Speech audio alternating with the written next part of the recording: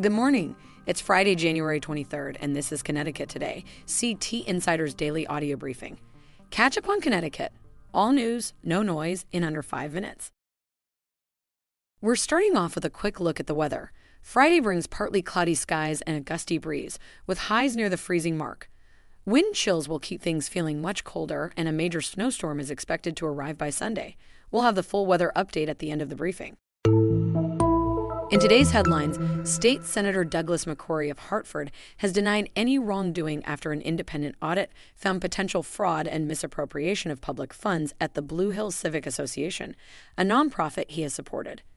The audit, released by the Department of Economic and Community Development, identified issues with how state funds were managed and mentioned McCrory's name 20 times, including references to a federal investigation into his connections with Blue Hills and related organizations. The audit found that $300,000 in state funds went missing in 2024, and that there were at least $208,000 in unsupported disbursements. McCrory said in a statement, quote, "Although I engaged in no wrongdoing, I was mentioned in the audit because I was involved in advocating at the legislature for resources for organizations within my district." The audit also noted a delay in reporting the missing funds to state officials and called for stronger oversight of public funds. Governor Ned Lamont and legislative leaders have echoed the need for more oversight. But McCrory will remain in his leadership roles for now.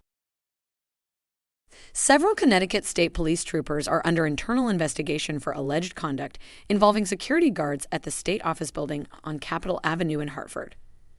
Trooper Pedro Muniz, a spokesperson for the state police, confirmed the investigation but did not provide details on the number of troopers involved, the nature of the conduct, or whether any have been placed on leave.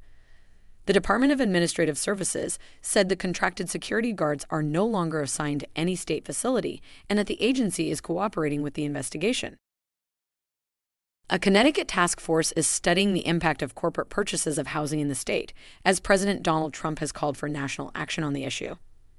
The task force, chaired by Sarah White and Jeff Gentis, is set to present its findings and policy suggestions to state lawmakers. Gentis said any state action would likely focus on corporate purchases of multifamily buildings or manufactured home communities rather than single-family homes.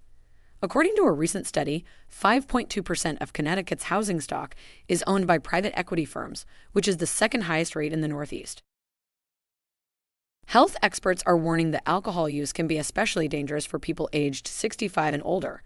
As people age, their bodies metabolize alcohol less efficiently, making its effects stronger and longer lasting. Dr. Thomas Gill of Yale School of Public Health said, quote, "An older person can't tolerate alcohol in the same way as when they were younger. Alcohol can increase the risk of falls, accelerate age-related changes in brain function, and worsen conditions like osteoporosis." The Centers for Disease Control and Prevention reports that over 40% of alcohol-attributable deaths in 2022 and 2023 occurred among people 65 and older. Experts say that reducing or stopping alcohol use can reverse some negative effects, even for longtime drinkers. Connecticut has seen a decline in motor vehicle thefts after a surge during and after the COVID-19 pandemic. This follows the deaths of 2 young people in a stolen car crash in New Haven earlier this month. State police said the crash happened after officers tried to stop a stolen Hyundai Elantra that nearly hit a police cruiser. The driver, a 13-year-old boy, and his 16-year-old passenger were both killed. Data from the FBI show that car thefts in Connecticut dropped to 5,785 offenses from January 2025 to January 2026, down from 11,481 the previous year. Experts say the decline is linked to the reopening of schools and youth programs, as well as new state laws that allow for electronic monitoring and faster arraignment of minors charged with vehicle theft. And now for the full weather forecast. Friday will be partly cloudy and breezy, with highs ranging from the upper 20s to low 30s across the state. A bitter Arctic chill will move in overnight, with wind chills dropping well below zero on Saturday. A major snowstorm is expected to bring a foot or more of snow to much of Connecticut starting midday Sunday, with heavy snowfall rates and difficult travel conditions likely through Sunday night. Temperatures will remain cold into next week, so bundle up and stay safe.